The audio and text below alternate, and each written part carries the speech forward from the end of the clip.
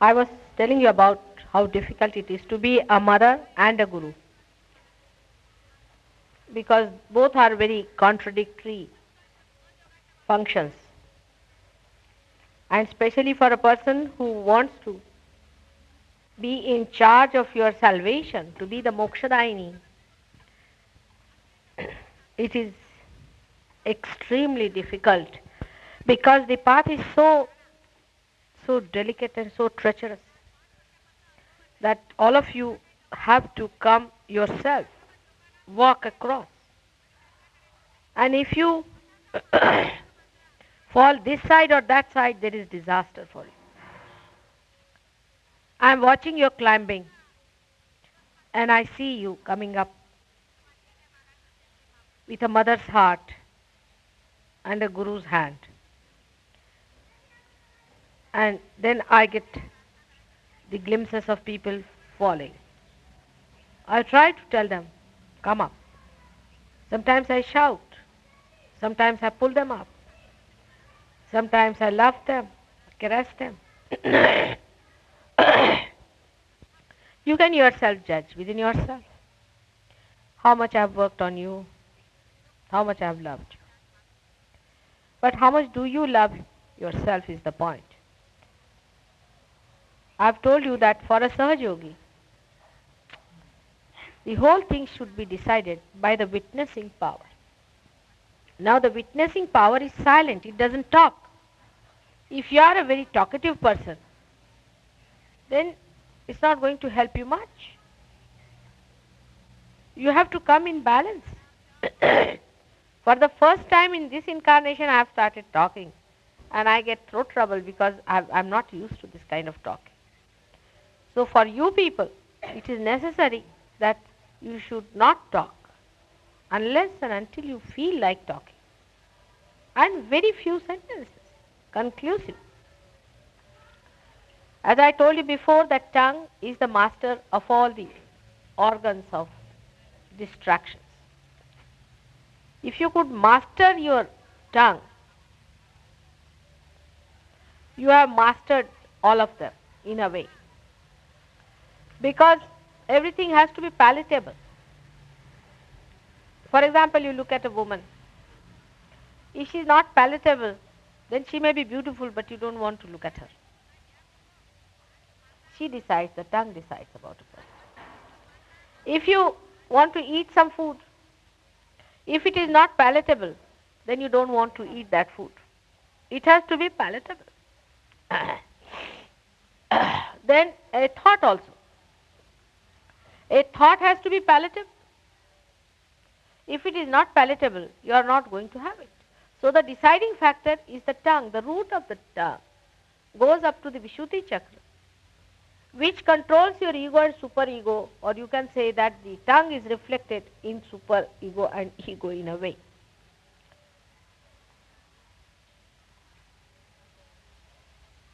Through your tongue, when you speak, one can make out whether you are in the realm of ego or superego. She expresses, she decides. But if you understand her, then you know how to handle her. She is your friend. And Saraswati herself resides in your tongue. If you know how to handle your tongue, then Sahaja Yoga can rise very high up. Because when others meet you as Sahaja Yogis,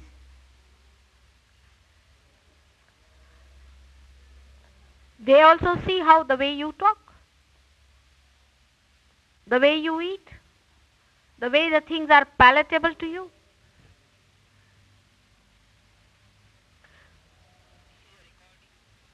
It is the tongue that decides. If you are really very much evolved, you will be amazed that if you eat some food somewhere, immediately the tongue will immediately throw it out. It won't have it. if it is something wrong. If some prasad so-called is given to you, which is given by some wrong type of man, immediately your tongue will throw it out. It won't be able to take it in. And even if you take some or other force down in the stomach, still the tongue will inform the brain that throw it out. And the brain will inform the stomach that throw it out. It will be unpalatable. So the action of Vishnu in the stomach up to the action of Sri Krishna, the same personality, is all judged by your tongue. So you must know how pure, holy your tongue should be. That when you take the name of your mother with this tongue, you must know it has to be the holiest of holy. It is very important how you use your tongue. Those who talk very bluntly are just the same.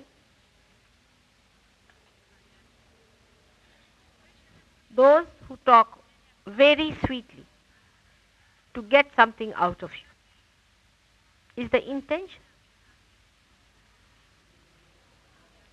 As I have told you, it controls ego and superego. Even if Sahaj Yogi understand that the witness is also here at the Vishuddhi Chakra. So your witnessing power will increase and decrease according to your tongue. Of course, it controls 16 subplexes. It also controls the muscles of the eyes. It controls all these muscles. It controls the palate. It controls the teeth. It controls the ears. But ears, you hear something, you cannot control it. Tongue you can, because that is the thing which releases, which goes out. With the ear you cannot give anything to others. That is just one way. This is double way thing. You take in something and also you can throw out something. It has a double purpose. It is a very important organ, and that's why we have to look after our tongues. When the Kundalini is rising, that means one thing is there, that your attention has become subtle, from gross to subtle. But it has to become subtler and subtlest, and then it has to go beyond that. By becoming subtle, only it comes up through the agya, because agya is just like a hole in a needle. So it penetrates through that with the subtleness. Because of the subtleness, your attention sees everything but in a subtle form. Now this is a new experience for you. That's why you do not recognize what is that.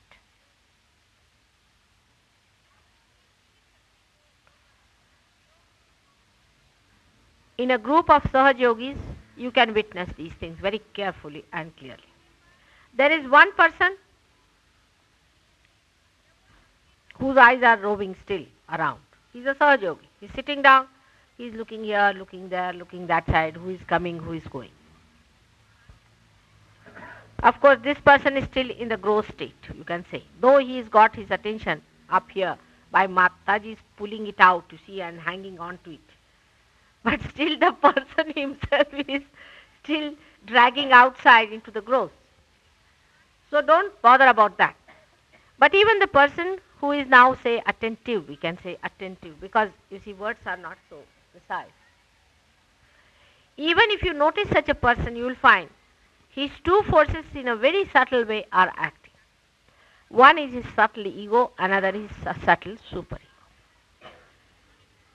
When you become subtle, suddenly you get also powers of the subtle. Let us see the ego side of it. You start feeling inside yourself in a very subtle way that you do not recognize that it is ego. It is too subtle to be recognized. that you have got powers now to cure. You start feeling that now you have powers to raise the Kundalini. See how it goes down sedimenting into you. Then you start feeling you have powers to express yourself. Because you think you have learned Sahaja Yoga, and now you know the essence of it and you can talk about it. This subtle ego develops into you. And the fourth type of subtle ego develops when you see the other person's superego is developing. That is the most dangerous. It so happens that some people whose superego develops now because they have had previous gurus, previous problems, you see, the way they have been following religion, some mistakes and all that. Because of their mistakes, their superego develops. You see something happening to them. Say Mr. X sees Y. That a superego is coming on to him, some negativity is flowing into him. So his ego starts developing against that a force in a subtle way. Now he calls it a positive force. It is a positive force, no doubt. But he overcrosses it. When he overcrosses that side, he tries to push the superego another person. He trips over. He thinks he's doing the right thing. Of course he is doing in a way. But to a point. And then he becomes very hot-tempered. He goes on passing remarks about others. He says harsh things. That's how the subtlest point starts. To a point is all right. To a point, because in this I would say Ganesh and Jesus should be treated as the judging points. Christ did not mind when he was crucified. Not only that, but he asked for forgiveness for all those. But if his mother was even touched by somebody, he would have taken out his 11 Rudras and killed them. That's the point. When it comes to your mother, then of course, your ego and superego both have a meaning. But beyond that, if it starts directed at every Sahaja Yogi, then you don't know where to have the balance.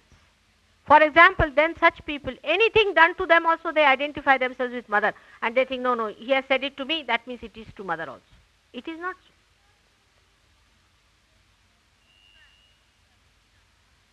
You must know where you are criticized and where your mother is criticized. These are two things. That's why I said judging point is Christ.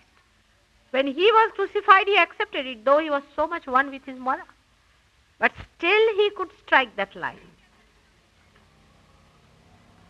When you are crucified, you are not to cry. But if anybody says anything against the mother, then of course. Now try to understand yourself. Now you are watching yourself. Whatever I am saying, you are watching yourself. It is for your good.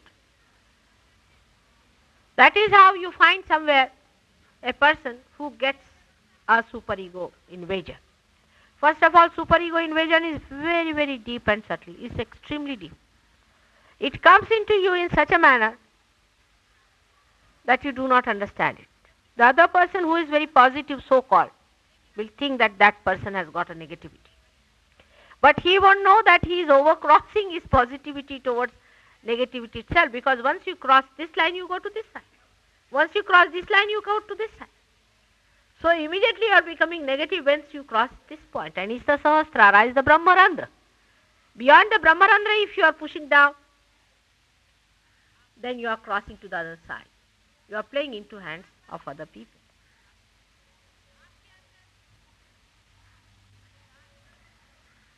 Now you must judge yourself and see, now, hello Mr. X, how are you behaving now? Immediately become a witness. You see witness of yourself. Now how the superego and ego, you see sometimes in some people, sometimes the ego presses the superego and the superego presses the ego. I have seen it. They don't know whether they are egoistical or whether they are dominated. They really do not know. They cannot decide because it's such a going on, wobbling all the time. That's why I say, Baitak. You must sit down, settle down. See for yourself. Am I settled? Watch within yourself. Even you can feel the force. Actually, you can feel the force moving from this side to this side. You will feel the force moving from this side to this side. Try to bring it in the center. Now, ego and superego, when they go on like that, you can say wobble one to another. It happens like this. At one moment, you start feeling dejected, frustrated, fed up with yourself. Nonsense, get out. The other moment, you sit on yourself. Sit on others. You ask others to get out. This is bad. I didn't like that man. That fellow came. That fellow caught me. That thing happened. This thing happened. Two extremes you move to. That's not the way to Sahaja Yoga. Sahaja Yoga, Sahaja means that you are a witness. Sahaja. It has double meaning. Sahaja is normally used for a word which is simple. Sahaj. You are in a Sahaj method. Means you are a witness. You are watching. Look at these trees. They are just witnessing. They are not saying anything. They are just there. It is to be. It is just to be at this point. Are we that? Every movement dealing with anything, then you will not have any organizational problems. You have organizational problems because you are not a witness. You will find two types of people. One who will say, I am suffering too much. The others will say, no, not this. Then they interchange also. See, their attitudes interchange. It's such a mixture. But you can just know where to stop it. You become a witness, silence. After talking for 1 minute, you just become silent. That's the best way. I think I can say a practical way. Is for your tongue is to be silent. As far as possible to be silent and be watching. But some people are silent and brooding. That's the worst thing that you are doing. No. Silent and watching.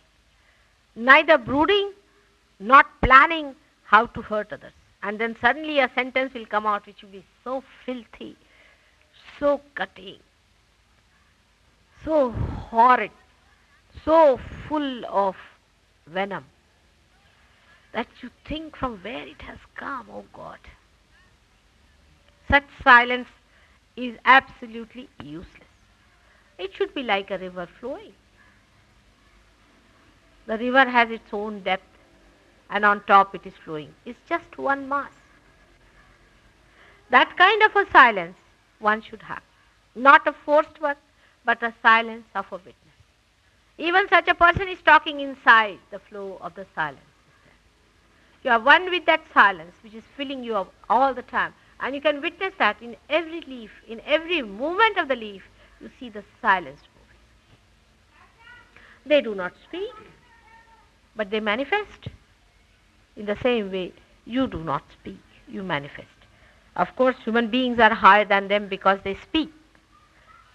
But if speak becomes a burden, a problem, a cutting instrument, it is better not to speak. Another thing a Sahaja Yogi must know, that eyes are very important for Sahaja Yoga. When the Kundalini rises, then the dilatation of the pupil takes place, because you have seen the children how their eyes are dilated, just gaping at everything. What is happening? Just gaping. Silence, the complete silent seeing goes on through the eyes. And that's why eyes are very important. You must learn to fix your eyes within yourself, in your heart. Humble down in your heart. Fix your eyes in your heart. I say that way, but I don't know if you can do it. I don't know if you can do it, but if you could do it, that's a very good way of doing things.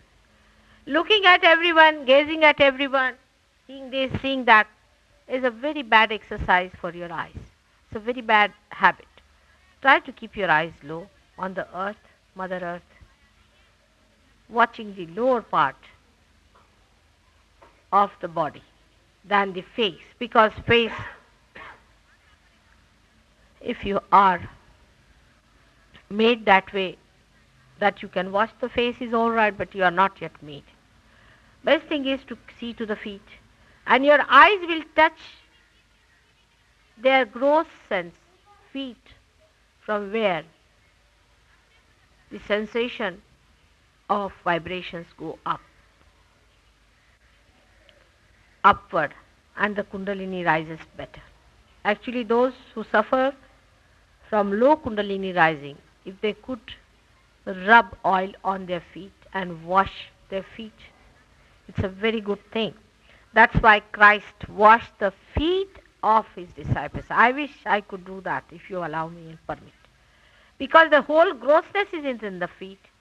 And if you touch somebody with your eyes, realize, people, I'm saying, their feet, most of their grossness will disappear. And you won't have that much problem with them. That's why Christ washed the feet of his disciples. You also wash your feet and keep them clean, so that the grossness drops out.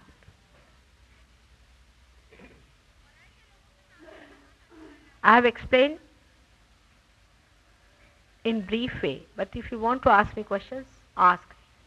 Because still I find that the Sahaj Yogis are not rising as fast as they could. Because the bringing Kundalini up to this and up to this is possible for me. But taking it back into your gross being is your own job, which you have to do it. In Marathi, as they say it, Adi Kalasa Magapaya. I have built the top, the dome for you, and the dome is now to be supported by you. I have taken you to the dome. But you cannot bring it down, because either you are frustrated with yourself. By being frustrated, what are you going to gain? Or else you are frustrated with others. Just be silent and be witnessing. As Sai Baba has said, saburi, patience. It comes in.